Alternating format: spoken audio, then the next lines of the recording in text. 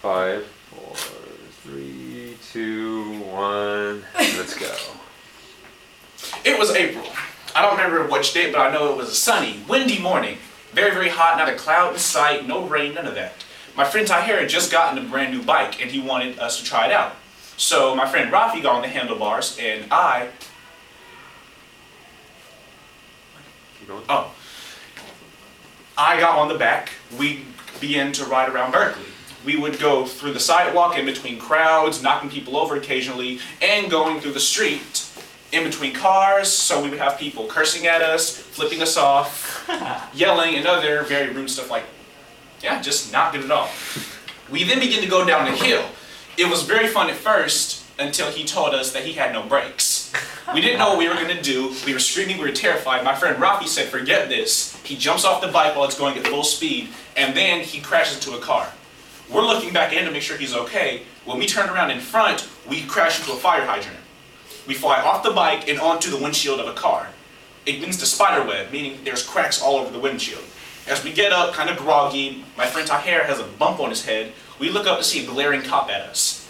Enraged that we just cracked his windshield, he gets out of the car and begins to yell at us, talking about what we did was irresponsible and immature, etc., etc. My friend Tahir says, sorry, I don't know what to do. You're sorry, the cop yells. I'll show you how sorry you are. He begins to chase us. My friend Tahir grabs the bike, hops on it, and we begin to ride up Shattuck away from the cop who's running after us full speed. He begins to chase us for 10, 15 minutes non-stop.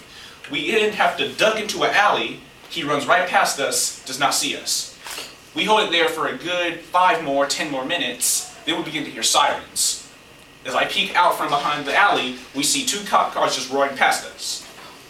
We then had to stay there for a little more until the sirens were out of sight.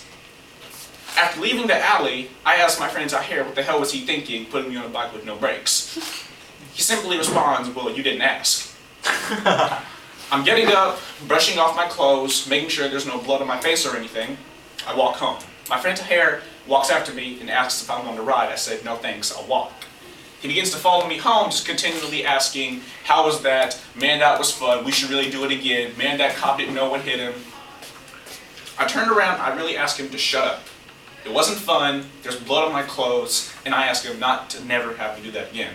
He begins to walk after me saying, come on, let's do it one more time.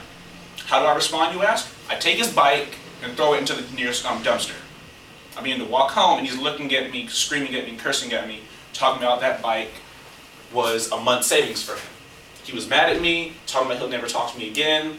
I was walking home, smiling to myself, happy at what I'd done. All right. Good job.